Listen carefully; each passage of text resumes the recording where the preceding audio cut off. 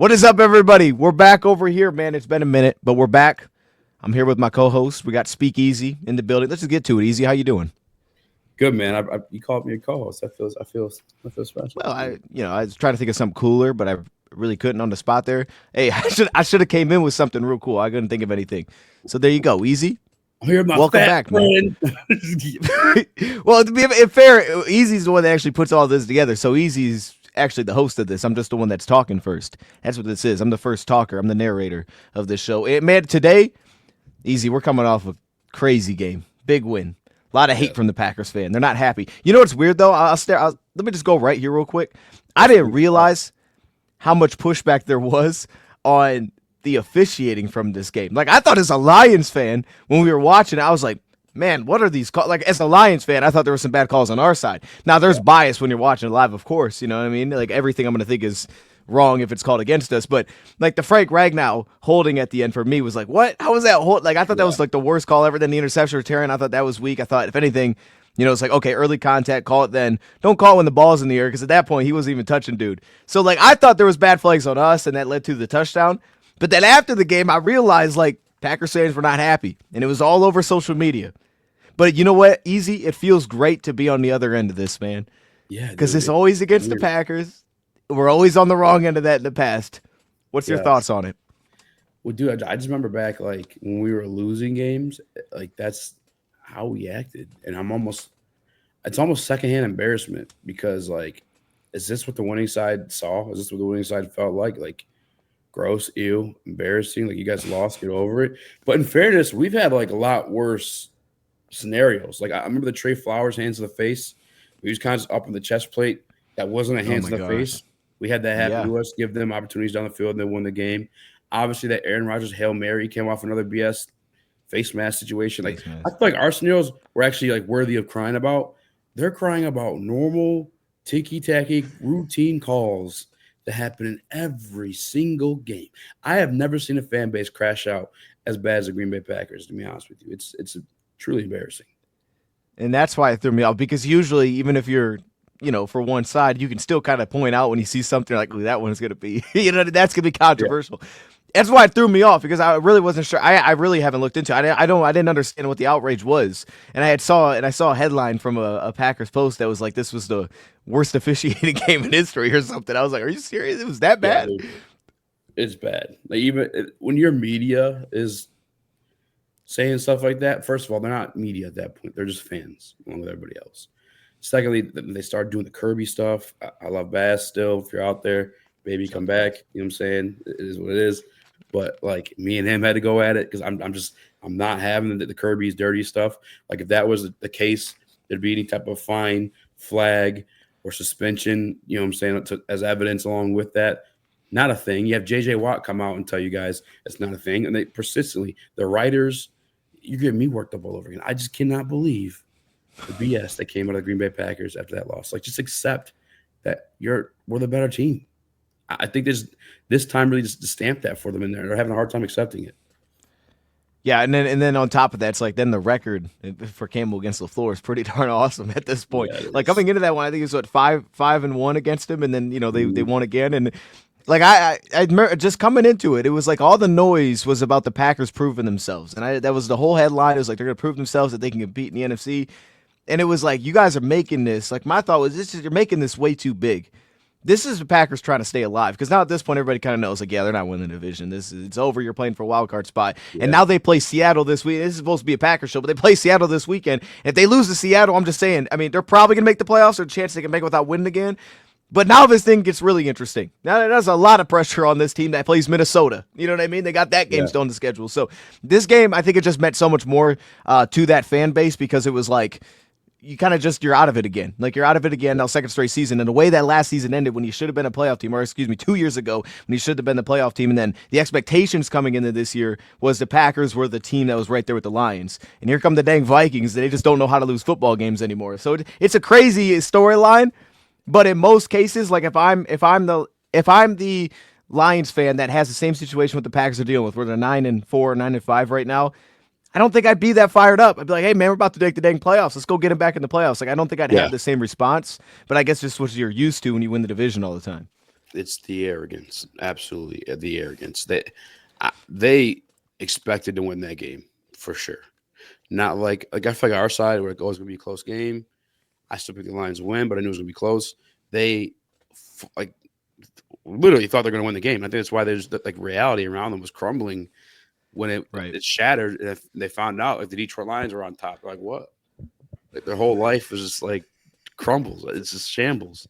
But it is what it is. And yeah, I agree with you. That Seahawks Packers game, I think, is a big test for both teams. I think obviously none of them are on the levels of Detroit Lions when fully healthy, but like I want to say almost like a fraud test for the two of them. Like, are you a true contender? You know what I'm saying? Like, whoever comes Yeah. on that one, you're like, okay, that guy has a chance to do something in the playoffs. Right. Yeah, and I mean for the Packers side, it's 100% that because they lost to Philly, Minnesota, and the Lions twice. They've lost to the best teams in the NFC. And Seattle right now is trying to hold off the Rams because the Rams all of a sudden just beat the Bills. It's like, wait a second, this team Yeah. they did this last season. It looks like they might be doing it again, where they're just going to start rolling off these games, and just nobody wants to see that team when that team is healthy. It feels like the darn offense, as long as that offensive line is solid, that team's a problem, bro. Because any given Sunday, they got the best receivers in football. Puka's ridiculous, man. If that guy's just been healthy all year, dude's insane. Dude, He just is different. nuts. Yeah, the catch he had on the sideline was I don't even know. But that win, though, easy. Like, they just pull it for the Lions side. Like, that win, 34-31. Like, what was the. I mean, look, all the conversation was the whole injuries that we were dealing with, defensive line, Yeah. linebacker. And I think that also had a lot to do with it because I think my opinion was the media made way too much, and I still think it's too big of a deal, but I think it's kind of died because we won with it. It was like when Hutchinson got hurt, people were like, oh, they can't win a Super Bowl. It's like, okay, I guess I can kind of get that. Like, if that's your stance and you've rode with that and you're like, oh, they'll never replace him. I get it, you can't.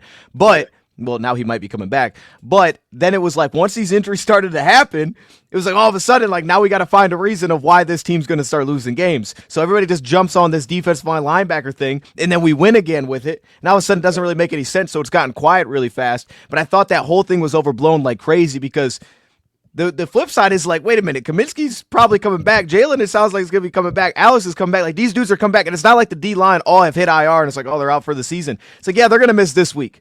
But we'll see about next week because it looks like a lot of these guys are going to be returning for this Bills game, hopefully. So what was your like overall big takeaway from that win? So I typically in any given NFL season, you see these teams that start off hot and they have like a peak and they kind of just they fall off that at some point in the season.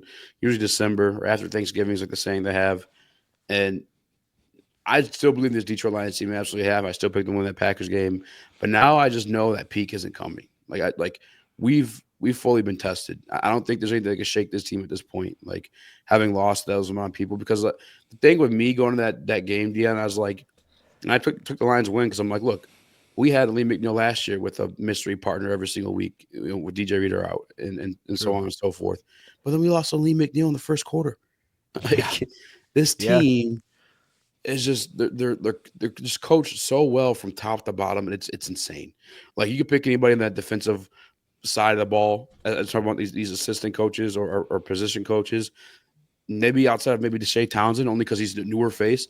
But you could point to that person and be like, yeah, probably off a future defensive coordinator. Like Calvin Shepard, probably future defensive coordinator. Terrell Williams Right. could probably be defensive coordinator right now. Deshae Townsend proving that too, because his secondary hasn't been this good ever. Since Darius Slay in there. Yeah. You know what I'm saying? But like they're just so sound. They're so one track minded. Like they're all on the same page. Even the new guys coming in.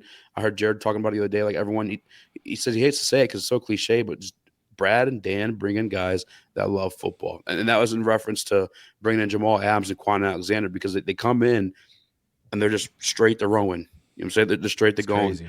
ready to win games. And it's just like, only thing that stopped us is us at this point, and I truly believe that. I was blown away by how much Quan played.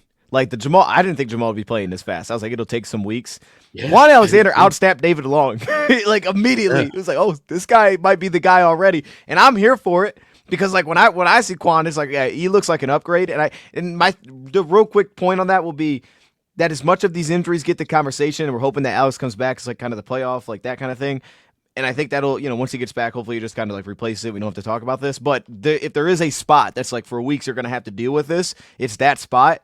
And it's like, I love the fact that they like didn't just stick with Long. They're like, let's go see if there is a replacement, and it's potentially Quan, because that's the one spot we have to deal with through the rest of the season, possibly here, where there is no nobody's coming to help. Like, this is what you have to deal with, and we do Yeah. feel like we kind of need an upgrade there. And I thought all the issues with Quan, for the most part, was kind of just like, man, he's only been here for a few days. Like, just let Yeah. him get here, just let him be in it a little bit longer. I mean, what was your? I mean, you just kind of said it, but like, anybody stand out? Players unexpected or new guys in this last game to you? I mean, this guy is not. This guy has been in probably I think 2 weeks now, which is still crazy to say that he's like one of the longer tooth guys in the system. But Ezekiel Turner, I Yeah, like what I see out of that yeah, kid a lot. it's a good He's one. fast, he's violent, he's aggressive point of attack. I like Ezekiel Turner a lot. I got to watch back for Quan, and I can't help it. I know this time has passed as an All Pro, but I can't help but excited for Jamal Williams or Jamal Adams and like just the 100%. possibilities. 100%. Yeah, I think he's be really good. Look, I might be alone on this, and I think most people's concern just come from the fact that he's gets injured, and that's it. And I get that. Like, I don't have Yeah. anything, push back on that. But the way that they're using him, and it's interesting because I don't like taking Amik off the field, and he played like 17 snaps, and I think Amik's awesome. But you take him off the field, and all of a sudden Jamal comes in, and it's like I don't know that that's the way I'd keep using him. You know what I mean? But I think Mm. just giving him snaps and finding a way to give him snaps is important because eventually I think he's going to have a different role. And when we get to these games where teams are having to throw a ball a lot, he's going to be useful. But I just love the fact they're using him underneath easy. Like I Yeah. don't I love that they're not trying to like let's put him in branch spot or something. Like now keep him underneath, Yes. let him be at his best because he's dangerous down there. I think it's going to work out really well. Yeah. You look at his career numbers, like when he became Jamal Adams. Look at that. He was in the box almost double the amount of time he was with Seattle. I don't know why Seattle made that trade and then didn't allow him to be what he was with New York. It kind of blew my mind because you're looking at Pete Carroll at that time too, who was like a defensive mind. But yeah, he's best in the box, and I have no problem with that. And coming up in this Buffalo Bills matchup, we talked about it. A lot of jumbo formations that they lead the league Yep. and trotting the big guy out there. Put Jamal Adams Yeah. at nickel. You know what I'm saying? Why not? Yeah, that could definitely be on the table. And I'll say the point that you made, the secondary man has been on fire, and it's like so many of these new guys. Like Amik's done a lot there, and Carlton changes everything as soon as he gets back. But it's like the balance of having a D line that's beat up like crazy, and then you have a secondary that kind of like they're getting healthy at the exact same time. So it's like Yes. all of a sudden you get those kind of day. And like I understand Jordan Love, like it was kind of getting some hype of how he played at the end. They scored some points. Two of them Yeah. were on very short fields. So that they were like 30-yard Yeah. touchdown drives, and they had some good responses. But I mean, he was 12 for 20, and easy. When I had him in man coverage, he completed less than 50% of his passes. Like there wasn't. I mean, this is who the Packers have been recently. In fairness, they've leaned into like we're going to run the football. We stopped turning the ball over, and I Yeah. think that's helped them with Jordan Love because that's not it's not their Achilles heel anymore Yeah. because they're just not putting him in that spot. But like you have a secondary right now that's playing so well, tied along with Jack Campbell. I feel like Campbell's adding so much that I mean Campbell's doing above and beyond at linebacker. We're not even Yeah. feeling Quan Alexander's presence because he's doing everything. Easy, it's coming together really well, man. And it's like these dudes just being in the system, you feel it. We can Yeah. say this pretty much every player that year after year it feels like it gets better. And now it's at the point where your two Jack Campbell's just on a different level. You have a fresh legs Anzalone cooking up for you too. Oh boy, Come that's playoff gonna be time. good. I'm fired up for that, man. That's gonna be good. Okay, and just quick touch on the offensive side. Yes. Like, well, I will say this though about the defense. They did hold Josh Jacobs to less than 4 yards per carry, which it felt worse during the game. Oh, that was like And it's like, all 3.7 or right, something. yeah, I think it was 3.7, and it felt a lot worse. I feel like during the game, watch it live, but it was like actually that wasn't too bad. Like Yeah. they had some play, they had the touchdown where Braddock Martin's like The super short, the late. And he short just field, gets, but the numbers like not add up. You're like, wait a minute, how do they? yes, yeah, Yeah. it was super strange. But like when they needed to, though, once again, it was like we got the red zone stop, we held them to a field goal, and then the offense. Man, I think Ben has been like I don't know. I mean, maybe he's doing the same exact thing last year, but this guy, my big takeaway was easy that the Lions these two times playing the Packers, I feel like weren't even just about like okay, how's the personnel different, but I feel like the plan from Ben has been in complete like reaction to how did we lose to the Packers last year? How did they beat us last year? Like what got us into so much trouble? And these last two times we played them, they haven't been the same plan, but it's like this is the way that we have to play so that certain style of the Lions getting blown out and not being able to score and that pass rush going crazy just doesn't happen again. And I feel like now both times they played the Packers, they've had a plan that's been just like the perfect response to what we saw go wrong on Thanksgiving last season. Yeah, I mean, let's call it what it is too. Like we're missing a lot of our interior offensive line in that second matchup, and they're Mm. obviously able to capitalize on that. And JG, I think this year he's probably the best version of himself by far across every single category. but the pressure is just he's just so in tune with the system and where his guys are. Like even that, it's not even phasing him. So it's like I don't know. Last year they got one on us. They did, but we were banged up, and obviously I think we look back a little bit of a fluke. I like that. A little bit of a fluke. I like to end it on that. That's We good. All right. upgraded it. Well, We I upgraded like the that. secondary. I'll admit that we upgraded the secondary. I'll admit that. No, we definitely upgraded it, but it's just like seeing all these screens, which I thought was just kind of a coverage thing of what they were playing. It's like, yeah, it makes it easy. It's kind of just like your run game. But it was like the amount of 3-step drops, get the ball out of Goff's hands. We did like 7 times in this game. It's like we do that a couple times. We don't do it that much. We did it over and over, and it was just like we are minimizing any type of pass rush that you're going to get here, and it was great. And as I said, Goff was really good in this one. So go to the other side. I mean, go to this next game. We got the Bills. We got the injury reports dropping. Looks like the D-line's getting healthy, but we're kind of just sitting here waiting on the D-line. Like, who's actually going to play? DJ Reader's a concern because he's still no participation. Positive is Pat O'Connor's a dog. Hold up. Like, I mean, you know, we may not know it easy. Tell the people about Pat O'Connor if they don't know. He is just a dog. Like that expression gets used a lot, but you see him in there. He had that one false start, I think it was, or offsides he had because he was just yeah, he's ready to jump and attack. He's ready to get it, but like TB missing again. I just want to reemphasize this: we lost to Lee McNeil after the first series in that game. If he come back recently for like three more plays, Pat O'Connor fulfilled on the interior. He bounced on the exterior, like at the defensive end. He's just relentless pursuit of the football, and he's. It's crazy. These guys we're getting were just floating around in practice squads or not signed. It's insane. It's truly a testament to our coaching, I think, or maybe pro personnel. I don't know. These guys are dogs. Yeah, Pat O'Connor's done so much. It's like it's so weird every time he's that nose tackle. It's like, oh, that dude, that's gonna be a problem. And sometimes it is a problem, but other times it's kind of awesome because, like you said, he'll jump off the line and he's getting pressure. And the funny thing was, we had a joke on the round table. Like, I was telling them, like, they were like, "Who's gonna play defensive tackle?" And I was like, "I guess Pat O'Connor will be out there." Nobody knows who Pat O'Connor is. Well, now they know. Easy. Now this is like. Next time we play Green Bay or we play Minnesota, it's gonna be players to watch. Pat O'Connor #1 because I'm telling you, this dude, man, he's got like a very like specific way that he wins, but it works because it's different than anybody else that we have. It's like, yeah, this guy actually does create some penetration. Like he does get back there a little bit. Yeah.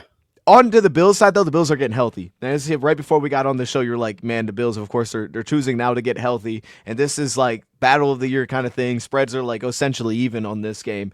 Bills are getting healthy. What to you is like your early concern with Buffalo? Like what stands out to you of like, man, we're going to have to deal with this with Buffalo? For me, it's easy. I want to hear yours.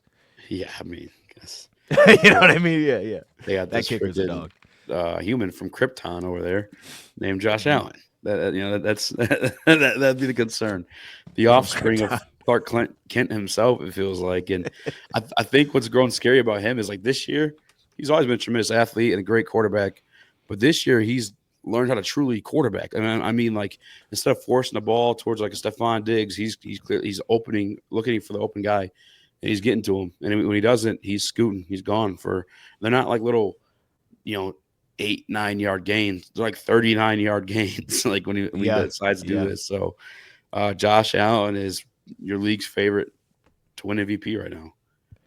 It's great. Well, this is an MVP battle. Easy. I would just ask you a quick side note. If the Lions, let's say the Lions handle business, Goff got a path to MVP then? Because I knew I was out for a week there, and I was like, I don't think it's possible. It's like, I don't think it's going to happen when you guys asked me about it. But, man, I've jumped back on. I think it's absolutely possible. And I think a win here, to me, he could become the favorite this week, in my opinion, because if Saquon doesn't break that record, I think it's in play. Yeah, you're 100%. If the Lions handle business, Josh Allen looks pedestrian. I know last week was a lot of short passes, but it still showed 3 touchdowns and 286 in the box afterward. If we have that type of game for JG, 100% back in the MVP conversation. Yeah, I'm with it, man. But I will say, to your point, though, with Josh, LA was weird. Like, that whole game was strange because the whole conversation about LA is, like you touched on, 6 offensive line, which they do a ton, and they'll run and throw out of it. And then, obviously, the receiving core now, Matt Collins has become the 2, and I was never a big Gabe Davis guy, so when they had Gabe Davis, I was like, I don't think Gabe Davis can do much. Now Matt Collins is kind of that guy, and honestly, I think they may have upgraded. I think Matt Collins may be better than what they had with Gabe Davis, at least for that offense, and now Amari Cooper's the #1. And it doesn't feel like the most like, man, this is a crazy attack offensively. It's kind of like, hey, we got two guys on the outside that we trust to go win, so we're just gonna test you with that. And then this Rams game, the whole conversation about the Bills being different is they're running the ball more. They didn't run the ball at all against the Rams, and the Rams just kept scoring points. They fell into a hole. They Yeah. just didn't have a rushing attack for James Cook, and that was the weird part. But they kept falling behind the chains, and then Josh Allen would run for literally 30 yards, like you pointed out. They'd have something insane like that. It was like every time this is killing the Rams. Like they're doing well, and then bam, he'd run for 30. Yep. The James Cook and this whole like new run game for the Bills, like where's your confidence level at with that because of the injuries that we're still kind of dealing with? Yeah. Levi maybe coming back, Pascal, we're not really sure. All of that. I think what will be interesting, and probably more so because I haven't like kept an eye on it until this matchup and noticing it, but the jumbo set, how we attack that, I think would be more interesting because like I don't have any, I guess, frame of reference for it in my mind to see how we did against it. Maybe I'd have to pull up some advanced analytics or whatnot. That's the only thing, just because I like James Cook.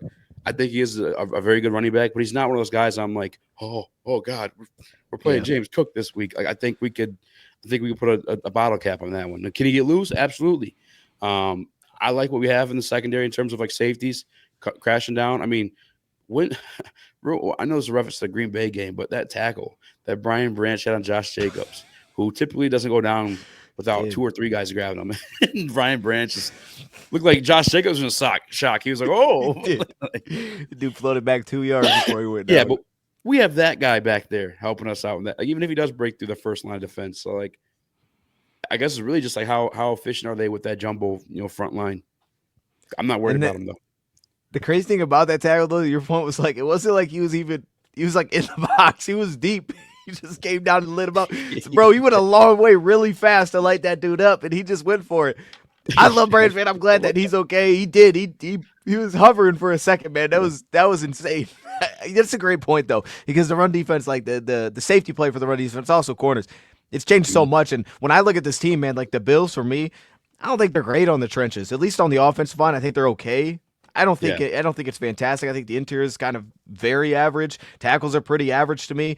Deion Dawkins is maybe their best player that I've seen. I don't know on like how that's actually played out through the season. But Dawkins is the only guy. Yeah, I think he's okay. I just don't think it's great. So depending on where the lines are at health wise, I don't think they're going to get moved around left and right. I think it'll be, some back and forth there, which will put more stress on the backers. So to me, like the big thing that I'm looking for is simply that just like you just can't let Josh Allen go crazy. I remember somebody asked me, he was like, man, you think we're running a spy? I'm like, no, we're not going to run a spy. It's just not what we do. But somehow we have to contain that guy because that's everything. But I think if you flip it around, and this defensive line is the most interesting battle here because like they have dudes on that defensive line. They have dudes on the edge. Von Miller gets forgotten about. He's like 100 years old, but he's still pretty darn good. Wow, yeah. You know what I mean? Von Miller still makes things happen, especially against the run. Gregory Rousseau and then AJ Epinesa, and they're super aggressive. And it stood out about the Rams where it was almost like they did a great job of like, we're going to make your cornerbacks tackle. I know Teron Johnson, they love to go nickel because he'll play the run and he's good in coverage. But it was like, we're okay with doing that, and we want to make your DBs tackles. We're going to throw screens. We're going to run jets left and right. And it was like, all right, you guys have to respect this. And I thought they created a lot of movement through their corners, but the defensive line, as strong as it is on the edge, it's hit and miss on the interior. Like Ed Oliver, household name, right? He gets after it. He's a pressure piece. He's going to put a lot of stress on us when we throw the ball. But as a run defender, you get a lot of like, oh, that was pretty good. Then you get some like, okay, he got moved about 5 yards on that play. That's just how he's built. And then next to that, it's kind of just an assortment of players. So I think that the trenches battle, in a lot of ways, actually could fall in our favor this week, even with all the injuries that we're dealing with. Yeah, I really think that's like the key to victory. I know it might sound boring, but they currently rank, if I'm not mistaken, like 7th in rushing yards per play. 7th worst, I should say, like around the 7th most yards defensively. Yeah, I think they're 19th to just run defense in general. So like, and I look at just last week, I know we only had like 87 yards, Kyron Williams, but they seem to run efficiently, like when they needed to. Talking about the LA Rams, and we obviously have a better run tag, and we have a better running repertoire. We have 2 guys that can make a Pro Bowl, like 2 guys with 10+ touchdowns in the season.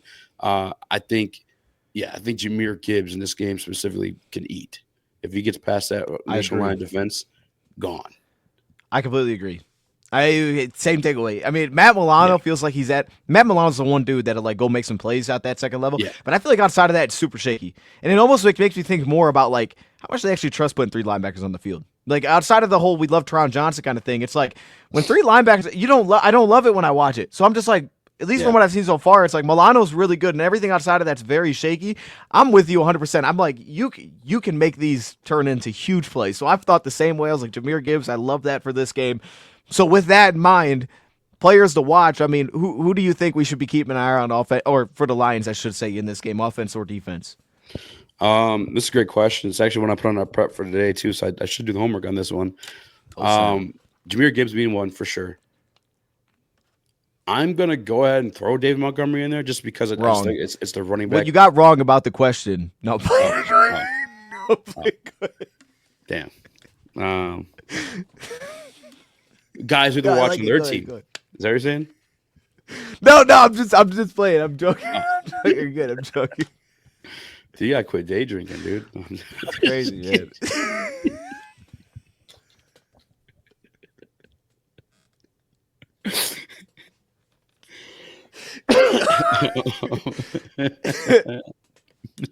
Just you got a problem, man. That's crazy. That's crazy. It's been on your Dave Montgomery thought. It's a good thought. I just joking. You're good. I'm sorry, because the run defense is weak. I'm cheating. Okay, I'm cheating. I like our run offense versus the run defense, but I'll take Dave Montgomery away. All right. Now that you and I looked at the injury reports and saw that both their safeties are on that thing, Jameson Williams, and I'm not mad at that, man. They play a lot of zone coverage too. Like I just throw that in there. A lot of zone. You know what? They kind of remind me of us in certain ways, where it's like third down, you're going to get straight man, and it's like they can handle that. But then first and second, like you're going to get some zone. So like that whole thing that we did to Green Bay last week, we were second level. I'm like, that seems like it's going to be on the table. So I like that point that you brought up the safeties there, because that's one of those positions where, yeah, they get a little too aggressive. The one guy that's going to take advantage will be Jameson. And then a third guy. Can I go? Let me go Laporta. Yeah, Laporta's coming along. He's doing well. Recently, he's done well. What about Lions defense? Oh, go ahead. For me? Yeah, let's go. Here's what I'm going to say about Laporta. I think Laporta's coming along recently. He had the one drop last week, and the one thing that'll be interesting is, do the Lions, are they like, hey, let's get Johnson on the field to run against that little bit lighter personnel, or they're like, yeah, we just want to put more linebackers out there, because typically that's where they lean. And I think this is a team where that may make a ton of sense, where it's like, I don't think their linebackers are great, we're going to run at them, and on top of that, then Laporta has to become the option, and all of a sudden he's wide and that kind of thing. But to flip it real quick to the defensive side, I'm going to sound crazy for saying this, I don't really have much confidence in the Bills offensively in this game. I'm just laying it out there. Like, their passing attack, I may be completely off on this. From what I've seen so far, I'm not buying in. I'm not buying in this is going to do much against us. I think Lions are going to take the football away at least once. I think that our secondary, where it's at right now, is not going to look like what the Rams look like. I'm watching that Rams game like we wouldn't allow that. Like, there's no way we're getting beat by 10-yard curls over and over and over. It's just not going to happen. And we're not playing this much zone coverage where we're sitting in this stuff. Like, we're gonna challenge all of these receptions. And when I watched their offense, I'm like, all right, Mari Cooper's a dog. We know he's a dog. And they got dudes. They're going to throw it to him regardless. So they're going to test you just because that's who they are. It's kind of like Indy in a way where it's like they're going to push it regardless of how you cover it. But I just feel like our matchups are way better than what I saw at least last week with the LA Rams, and I just don't see that being a repeat. To me, it's going to come down to how well they hold down James Cook, and then simply is Josh Allen just doing things on third and long and taking off and running. Because if that's not there where they get some bailouts, I don't see them having much of a passing attack, especially downfield in this game. I could be way off on that, though. Yeah, I'm 100% with you. I like it. 110% with you. And I thought this Friday, even before they played the Rams. But then I'm watching the Rams game, and I'm watching that Blues Khalil Shakur touchdown, and I'm like, Lions cornerbacks tackle him right after that 5-yard catch. That's not happening against us. You know what I'm saying? Like Terry Arnold is like a textbook tackler, the wrap up and everything. Carlton Davis I put there a little bit too, but he's more like an ankle biter. He'll go grab those ankles on you. But like, hey, he did light up Green Bay's running back though one time last week. He did pick that man up. He did. He had a little Brian Branch in him. Pick that man up and set him down somewhere. Yeah, dude. I'm kind of with you. I think I have a lot more confidence in our linebackers now too. And like you said, the only thing really is Josh Allen bailing him out. Like, he's going to have to be Superman in this game. But let's be real about this Bills team, though. You know, a few of the games they lost outside of last week, Ravens was a blowout. Texans was an ugly game. Like that offense outside of Josh Allen, it's really just him quarterbacking, playing like lights out. Right. But I think our defense is spread enough where we could slow that down, and we have playmaking safeties on top of that. As long as we I think don't we blitz match them, up well. I don't want to heavily blitz them, and then we get caught with our hands in the cookie jar. That's the only thing. See, and that's the challenge too. It's because I don't love their offensive line. It's like when they have a lot of movement to deal with, it doesn't feel like they pick it up. But the downside is like, well, even if they don't pick it up, he still takes off. So it's like, however you're going to go about that, I do believe we can find ways to get pressure on this team. But it's like, honestly, that's kind of like put that on the, as they say, the back burner. You know what I mean? Don't even worry about that. Let's just hold this guy in the pocket. Play him like Kyler Murray. Just do your best there, because to what you're saying, if you do that, I don't trust that they're going to be beating us down the field. I think we actually match up really well against them offensively. Yeah, I agree. We're confident. No joke. Confident. On Bet US code word YouTube for Dion. Is that the code word for you? I don't know what close. it is. YouTube 150. The other 150. YouTube 150. I took the Lions alt already -6.5. I'm that confident. What? Okay. I respect Josh Allen. I think he is probably the best quarterback in the league right now this year. But they don't have the firepower. It's a team sport. Let's be real, guys. It's a team sport.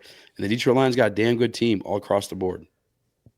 Dang, 6.5. I like that, man. I like that. I wrote that down because now I got to do it too. Yeah, I might change it to 5.5 to be safe because that's a whole little touchdown. But like, I think people are gonna be surprised, man. I think people are gonna be surprised. Yeah, I love that. It's okay. So we kind of talked about players to watch there, and then the injury set, like we said, Bills are getting healthy. Yeah. Keep an eye on their Rasul Douglas because that's the big one, and their backup has been. I mean, if they go where they went last week, they have a guy that's pretty long, height wise. He's going to fit into kind of who they normally are. Kyer Elam also fits into that as well. It's just we're not sure who they're going to go with. The reporter asked about Elam, and he's like, everybody's got to earn it. So I was like, all right, they're probably not going that direction. So that cornerback position is. That's the one to circle because I do feel like when they do go man, one thing they do well is they seemingly play really good coverage. And if you're watching a team like the Rams, you're not seeing a ton of separation. It probably tells you what you need to know. Like, yeah, they're doing a really nice job in the back end. So not having Rasul changes things massively because all of a sudden there is something that you can potentially try to pick on. And I think for the Bills, that has been like a huge part of their defense ever since they got Rasul is how much better their secondary has actually been. A tied along with we know they like their defensive front. It's just, is this something where you're playing from behind? Because if you're playing from behind against the Bills, you're in trouble. They do have a front that can go. Yeah. Did you have something to add? I didn't want to, yeah. Well, I was going to ask you, because I'm unfamiliar and I'm just now discovering them via PFF. Christian Benford. Yep. Kid has an 80 grade in coverage 2 years in a row. Is he a dog like that? Christian Benford's, he's been a really good player for him. And he'd be their number 2 corner. Yeah. I think that he can be had, especially against speed. You know what I mean? Like, I think you get somebody. But to be fair to him, there was a play last week, matched up against Kupp, and they're playing all that zone, and he was in one of those cover 3 looks, and the second half comes along, and he runs a comeback route, and he's all over, and he breaks it up immediately. So you're like, okay, there was an adjustment there. Like, he wasn't giving him that airspace. So, yeah, they have legitimate corners, and they like Johnson a lot. So when Rasul's there, they're probably one of the most underrated secondaries in football, right? Because Cole Bishop will be their backup safety. There's no Taylor Rapp. That was a 3rd-round pick. I liked him out of Utah. They got dudes back there. And Taylor Rapp's just continuity. They know exactly what they're going to get. I think that's probably one of the most underrated aspects of this team. So not having Rasul changes, I think, a lot because all of a sudden you get to, like, I don't even know who the backup is at this point. Like, who do they actually trust to go to versus having one of their strongest units, which they'll probably try to lean on this game. Easy. With that being said, it might be time to move on to score predictions. You know what I mean? We'll give a little score prediction. All right. Easy, you want to start off? I mean, you confident. People already know you're taking us to win by a lot, so go ahead. Yeah. This don't feel like the exact numbers, but they're going to get the spread there somehow. Let me go Detroit Lions. 28-20. Yeah. Yeah. Maybe I should give him 21. But yeah, that's fine. I like my head was right in the same spot. I had us by kind of the same margin. And you know what's crazy? I think this could be just like the Chiefs game. Give me Lions 30-21. Just like the Chiefs Bills game, 30-21. Handle business. Take a knee at the end of the game, easy. That's what I'm talking about. Take a little knee against this team. But to be honest, this is massive. But it is not. This is an NFC game, but it's just like it's almost like scheduling a college football game where it's like, oh, okay, it doesn't really matter. But this is going to be awesome. Just put two great teams and like let's just see what it Yes. looks like. Like when we had Yeah. Thanksgiving, it was amazing. 4 o'clock start, it's going to be amazing. And I think the Packers one was much more important for conference record for us. We talk about tiebreakers, but this is the one where it's just like let's just see what these teams are about. Let's just have some Yep. firepower. And you got nothing to lose. I think Dan Campbell might go a little crazy in this game. I think we're getting an early fake punt. That's kind of just my. I think that's how he's going to play this one. He's going to be just leaving it all out there. Yeah. The score, like same thing with you. I got my margin in mind.